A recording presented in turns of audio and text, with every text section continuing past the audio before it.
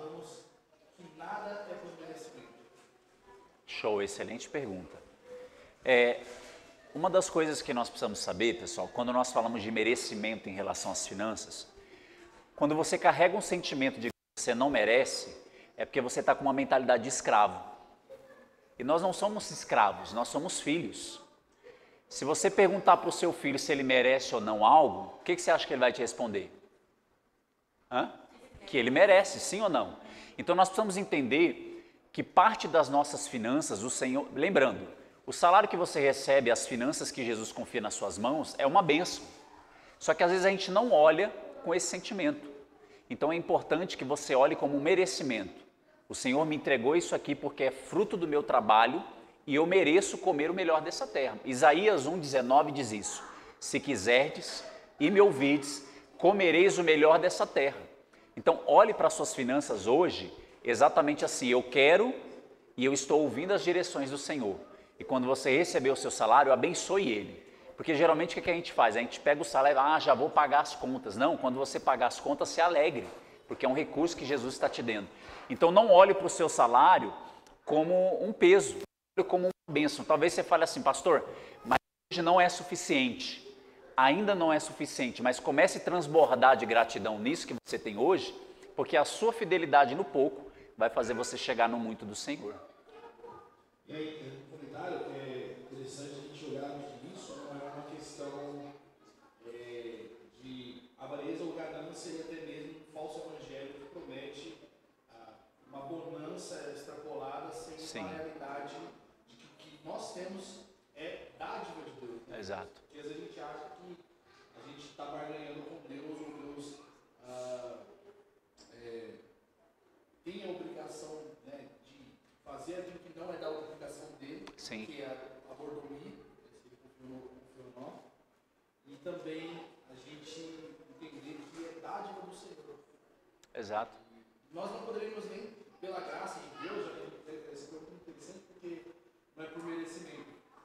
Se fosse olhar pela ótica de justiça, Deus não deveria nem dar nada para nós administrarmos, porque nós éramos pecadores e mundos distantes dele. Mas a graça de Deus nos colocou nesse lugar, nos permite. Sim, e a graça ela nos reconectou, viu, pessoal?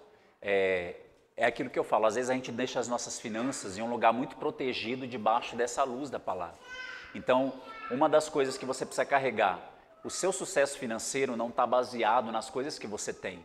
A própria Bíblia vai dizer para a gente não se enganar, porque o sucesso de um homem não é medido pela riqueza que ele tem.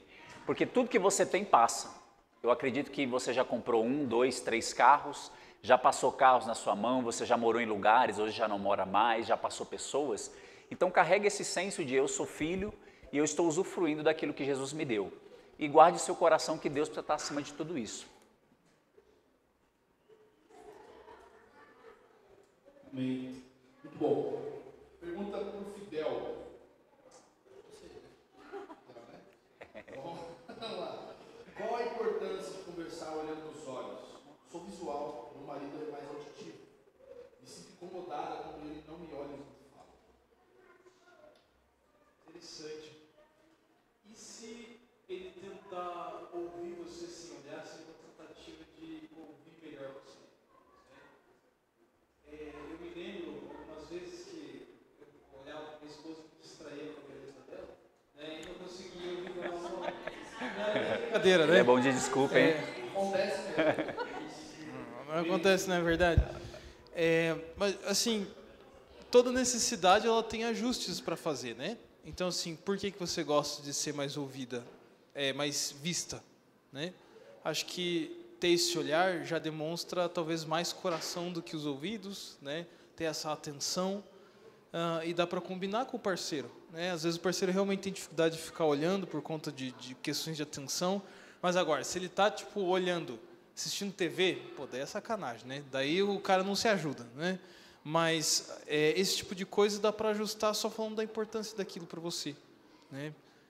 E a coisa principal é a conexão que um casal precisa ter. Agora, como fazer isso, a estratégia, daí tem que combinar, né? Perfeito. Simone.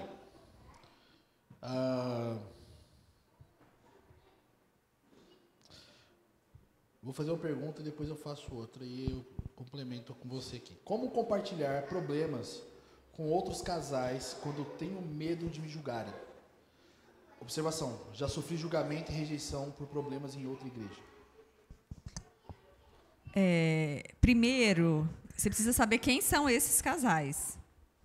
Inclusive, algumas coisas, né, a gente pode até depois conversar em outros momentos. Embora a palavra do Senhor fala que nós precisamos confessar pecados, a gente precisa procurar uma pessoa que a gente possa falar. E tem coisas que a gente não vai falar para algumas pessoas. Porque justamente, né, tem pessoas que elas se ocupam de um papel que não é delas. Cabe ao Senhor, que é justo juiz, julgar. Nós não estamos aqui para julgar, até porque a palavra de Deus fala que naquilo que a gente julga, nós vamos ser condenados, porque normalmente a gente julga aquelas coisas que a gente tem dificuldade. Então, acho que a primeira coisa é procurar uma direção do Senhor com quem falar. Porque aquelas pessoas que o Senhor levanta para ser conselheiros, são pessoas, né? Eu costumo dizer que o nosso ministério ele é fruto daquilo que a gente viveu. Então, a pessoa que o Senhor levantou para ser conselheira, ela vai entender que esse não é o papel dela. Não é julgar. Então, assim, mas, por outro lado, não se feche, não se embote, porque você teve uma experiência ruim. E eu costumo dizer uma coisa, eu sempre falo isso nos aconselhamentos, assim, ó. Opinião todo mundo pode ter. Eu posso até me assustar com alguma coisa que alguém vai falar para mim, e está tudo bem, está tudo normal. Embora hoje, eu até brinco, né, que depois de um certo tempo a gente nem assusta. Mas eu preciso saber como é que eu vou me expressar. Então, assim, são duas coisas que a gente tira dessa pergunta. Primeiro, não é com qualquer um que a gente se aconselha. Então, busque uma direção do Senhor com quem que você vai falar. E segundo, experiências ruins, elas não podem te definir a maneira como você vai agir. Todo mundo já passou alguma situação complicada. E, às vezes, isso não é nem por maldade, viu, gente? É um momento que a pessoa talvez não foi feliz, não soube, ou talvez porque aquilo ali é um problema que ela precisa resolver, né? A gente fala do que o coração está cheio. Então, são essas duas questões. Então, assim, mas continue se aconselhando, gente. Na multidão de conselheiros há sabedoria, mas não se feche.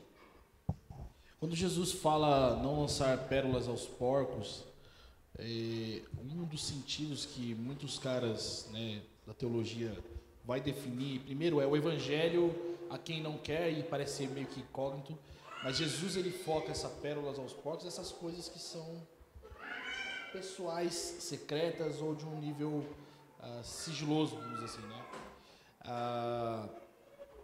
Eu acredito que a melhor maneira de você saber quando confiar pérolas, problemas a pessoas é o quanto você já está se relacionando com ela, qual que é o nível de intimidade que você tem com essa pessoa e também o quanto ela expressa uma vida piedosa.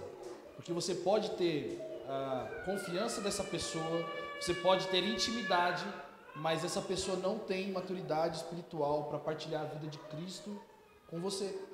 E aí vai gerar mais morte do que vida, né? E é muito importante a gente olhar isso como algo sério. Principalmente quando a gente fala sobre pecados conjugais, a gente não pode meramente pegar essas questões e jogar para qualquer um. Porque às vezes você está comprometendo o seu cônjuge. Você não pode simplesmente numa roda de amigos, vocês estão conversando e jogar lá, fulano faz isso. Isso primeiro, isso é desonroso com o seu cônjuge. Segundo, que muitas vezes isso gera mais feridas e problemas do que resolução do caminho de restauração, sabe? Então, se você está passando por problemas no seu casamento e você precisa compartilhar, primeiro, você não precisa ter medo de te julgarem, porque todos são alvos da graça de Deus e todos são salvos por Cristo. Mas sem essa ação de Deus, todos são pecadores. Então, em algum momento, o seu pecado não vai assustar outros, ou vai assustar, mas ele tem que ter consciência de que ele pode pecar tanto quanto.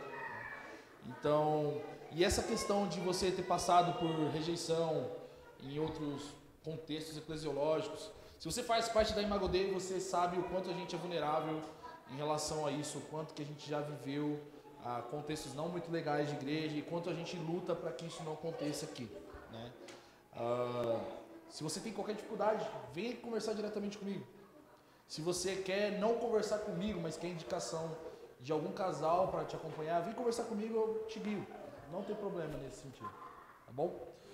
Eu só vou complementar, porque tem um outro lado também, que é a coceirinha no ouvido. Não vá procurar se aconselhar com a pessoa para ela falar aquilo que você quer ouvir. Exato. Viu? Tome cuidado com esse outro lado da moeda. Porque tem muita gente que ela quer ouvir e ela vai encontrar alguém para falar o que ela quer ouvir.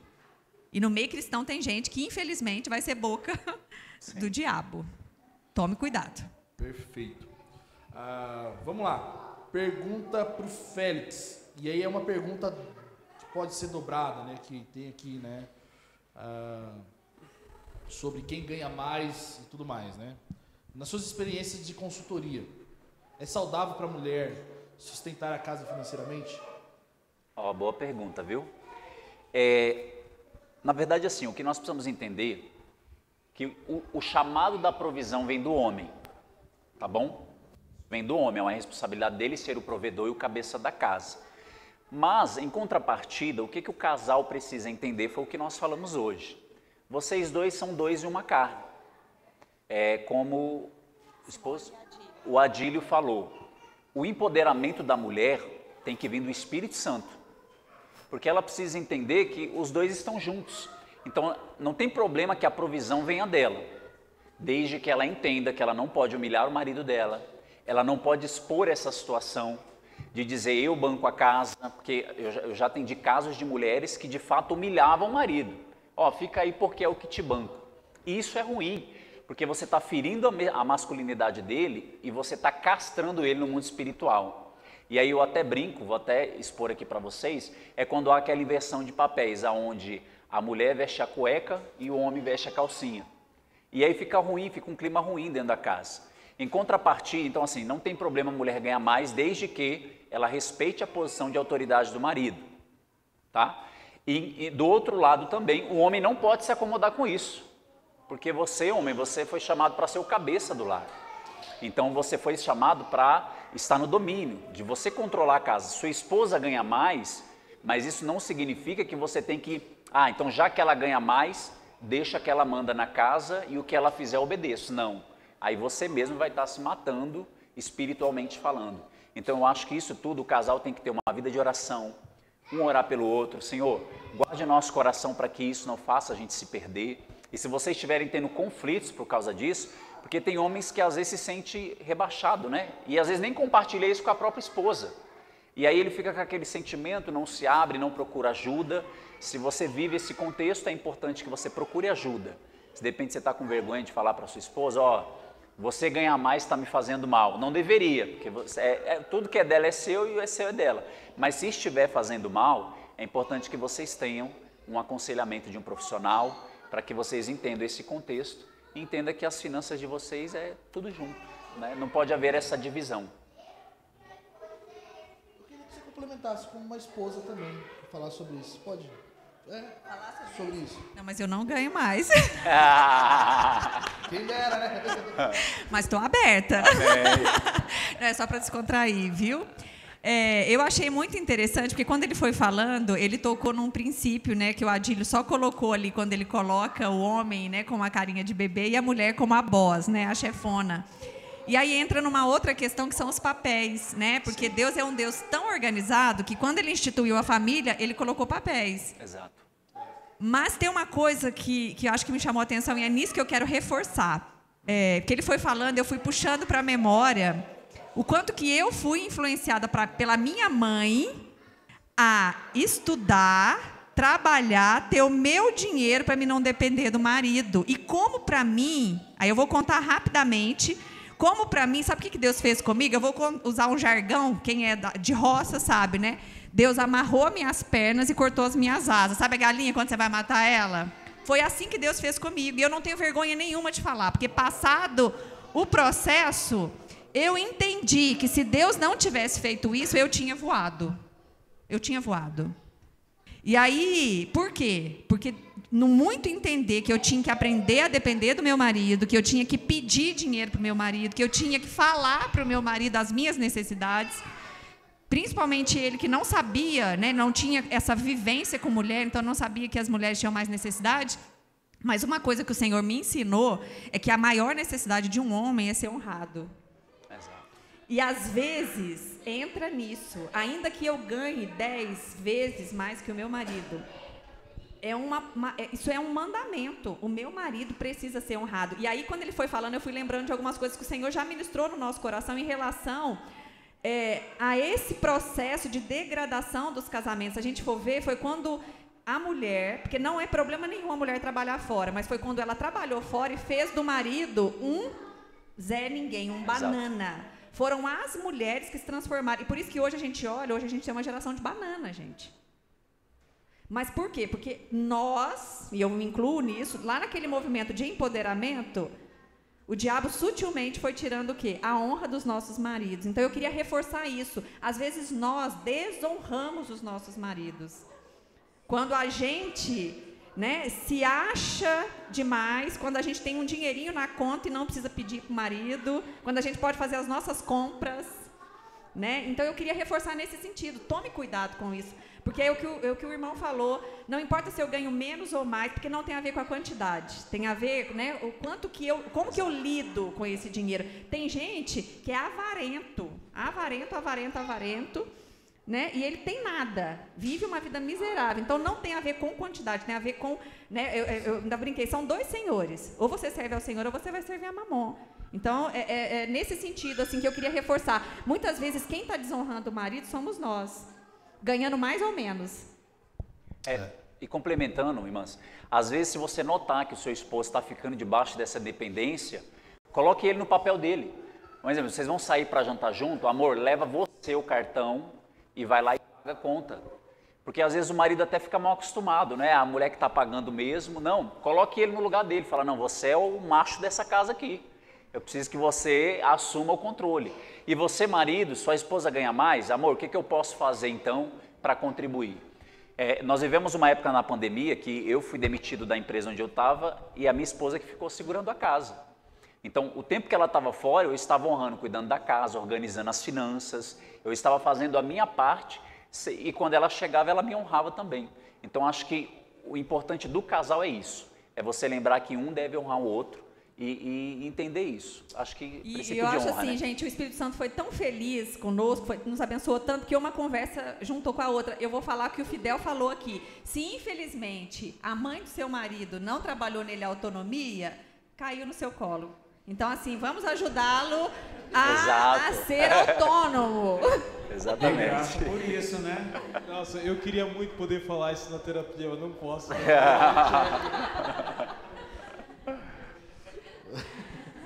Aceita que dói menos. Vamos lá, porque pode ser que sobe pra mim na terça-feira. Vamos lá, gente, seguinte, Fidel, até que ponto é importante sabermos o passado do cônjuge? Com quem ele se relacionou e etc. Nossa, eu fico pensando a condição da cabeça que fez essa pergunta, né? Geralmente isso acontece com gente muito ciumenta, né? Vamos lá. Um panorama geral é importante para não haver segredos. Agora, certos detalhes não fazem sentido, né? É bom saber o que aconteceu, talvez com quem se relacionou, para não pegar surpresa. Por exemplo, encontrou na rua, principalmente numa cidade como essa aqui. Nunca contou que teve um rolê com a fulana da Assembleia lá. E daí foi no congresso, passou pela irmã da Assembleia. Quem que era aquela? Aí você se lascou, entendeu? Você se permite esse tipo de situação.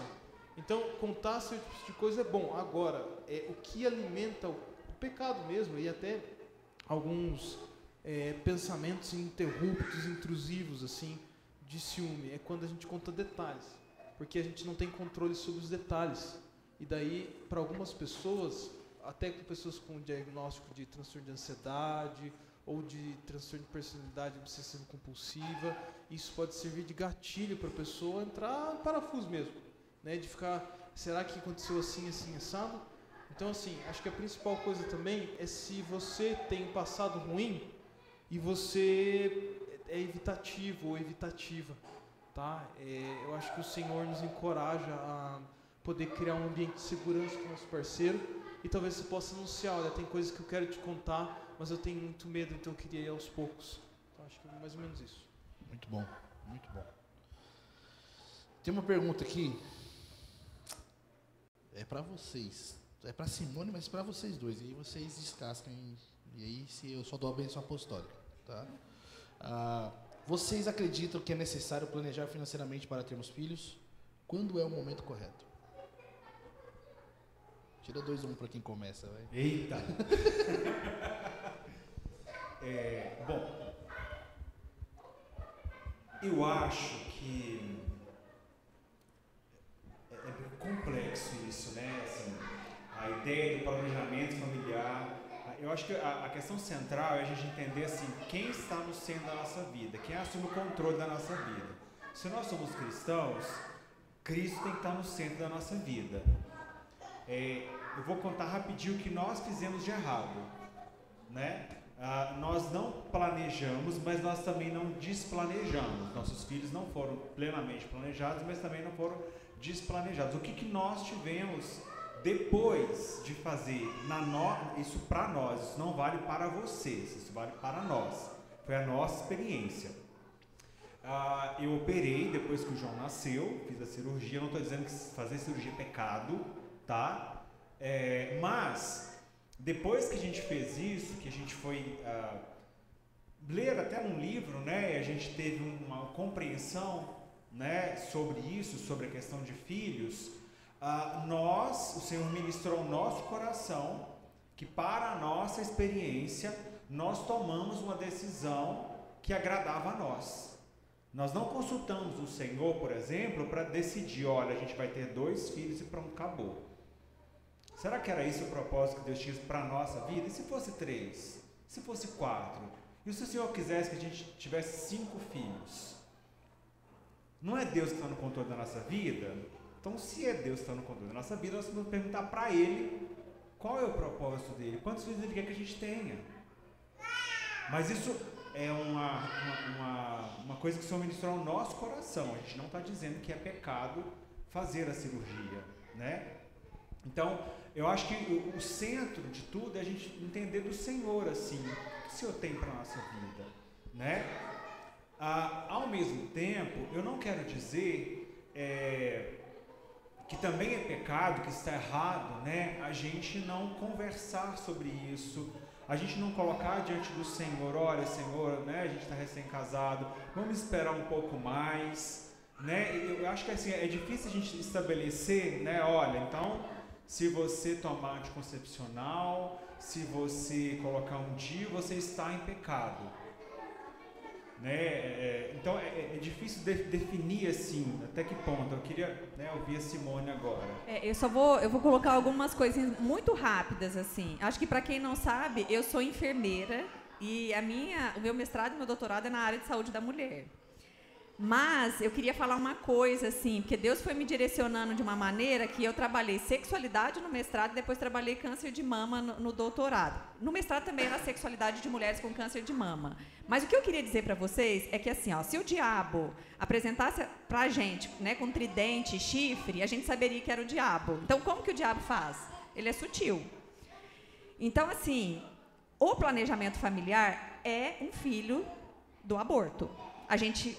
gostando ou não, porque eu decido onde, quando, se eu quero ter.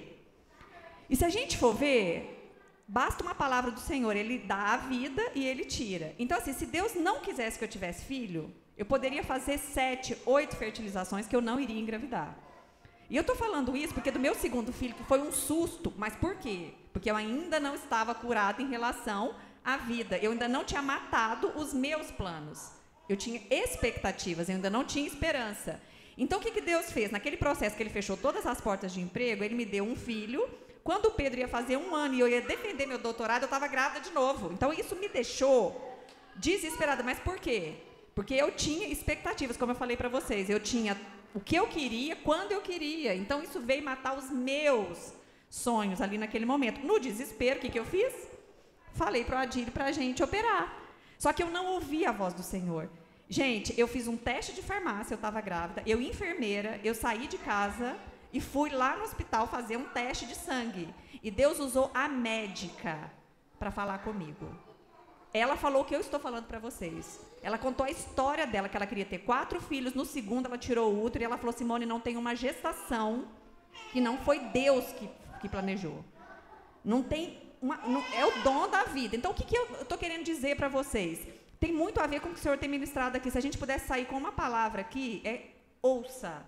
O problema é que a gente está tão apegada no que a gente quer, obstinada nos nossos sonhos, no padrão financeiro que eu quero ter, que a gente não para ouvir o Senhor.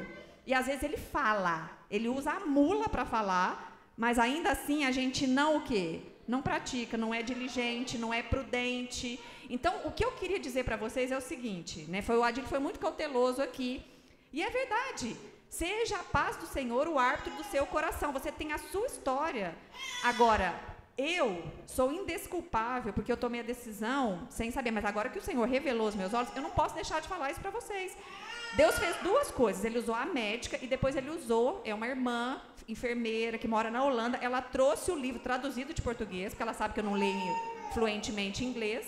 São mentiras em que as mulheres acreditam e a verdade que as liberta, da Nancy. É um livro sensacional e ela fala claramente sobre isso. Depois que eu li aquilo ali, que ela saltou aos meus olhos, mas foi porque o Espírito Santo me revelou. Então, se eu pudesse dar uma dica para vocês, põe o teu joelho no chão. Se o Senhor tirar a sua paz, vai lá e tira o seu DIU. Porque se Ele não quiser te dar filho, Ele não vai te dar. E se Ele quiser te dar, Ele vai te dar o filho que Ele tem para você. Porque, né, o Salmo 139 fala, né, que o Senhor sabe o que Ele tem para nós. Todos os nossos dias estão escritos no livro da vida. Amém? E quantos Ele tiver que te dar, Ele vai sustentar porque Ele é Pai. Ele cuida, Ele provê. Né? Senão não faz sentido nenhum a gente ficar falando, Senhor, a minha vida é sua, entrega a minha vida, eu creio no Senhor, mas aí quando a gente precisa colocar isso em prática, a gente acha que está nas rédeas da vida, né? E toma decisão. Eu acho que eu nunca falei dessa experiência que a gente... todo mundo sabe que eu e a Tal, a gente perdeu um bebê em 2023, antes do Isaac. E eu nunca contei o contexto que Deus moeu meu coração, porque foi bem próximo de quando eu conheci o Félix. A Tal tinha engravidado, eu falei, cara, a gente precisa conversar com esse cara, porque a gente precisa colocar nossas finanças em ordem. Mais um filho e aquele desespero, vamos fazer rifa para comprar comprar enxoval de neném, a gente precisa levantar dinheiro, e aquela agonia de... E agora o que eu faço? Ganho mal, todo tipo de sentimento, e de repente a gente, vamos ouvir o coração do neném, quando você não ouve nada, você ouve um vazio no útero da sua esposa. E eu lembro que foi nesse dia assim que eu cheguei em casa, eu falei pro Benjamin, ora pela mamãe, porque eu não tenho força para orar para sua mãe, e ela precisa de um milagre para o neném reviver. E Deus não reviveu esse bebê. A gente crê na soberania de Deus, mas uma coisa que o Senhor me tocou nessa experiência é o desespero pelo dinheiro em sustentar o seu filho, vai trazer vida para ele agora? E eu falo isso porque assim, tem muita gente que pensa, e eu não quero que você tenha 5, 10, 15 filhos ou 3 filhos porque eu tô falando, porque eu tenho um monte de filho, não. Mas o que o Adílio falou agora é, Deus é Pai e Ele sustenta. E essa é a máxima do cristão. Se eu e você estamos tomando decisão, não vou ter filhos porque é muito caro, escola particular, convênio e todas as coisas que, de certa forma, a gente quer prover para os nossos filhos, e é importantíssimo que a gente tenha esse senso de responsabilidade. Eu não me inibo disso, mesmo boa parte das coisas eu não dando. A gente confia num Deus que provê, gente. O nosso Deus chamou a gente para viver não segundo a realidade desse mundo. Se o dinheiro está falando mais alto, ou se as circunstâncias da carreira, eu quero fazer o intercâmbio, eu quero ganhar isso, eu quero conquistar aquilo, e você não está parando para ouvir, discernir a vontade de Deus, você não tem um Deus cristão dentro do seu coração. Você tem um falso Deus que te afaga todo domingo e que você não está servindo o Deus verdadeiro, porque você está servindo o Deus dos seus sonhos. E isso é muito sério. E eu falo isso até com temor, assim, de que você não faça loucuras, né? O Adílio falou sobre estar operado, recentemente eu operei também, né? Eu acho que é sabedoria, prudência, diligência e direcionamento do Senhor e acima de tudo submissão ao Senhor. Porque se Deus quiser mandar mais um filho com eu operado, Ele vai mandar. Se Deus quiser mandar gêmeos, Ele vai fazer a coisa acontecer. É tudo a questão da vontade de Deus. Certo que eu quero, olha, sabendo dos desafios do que é criar 3 meninos, sabendo da complexidade, é muito difícil. Mas nós sabemos também que Deus dá graça e Ele não dá um fardo que a gente não consiga suportar, né?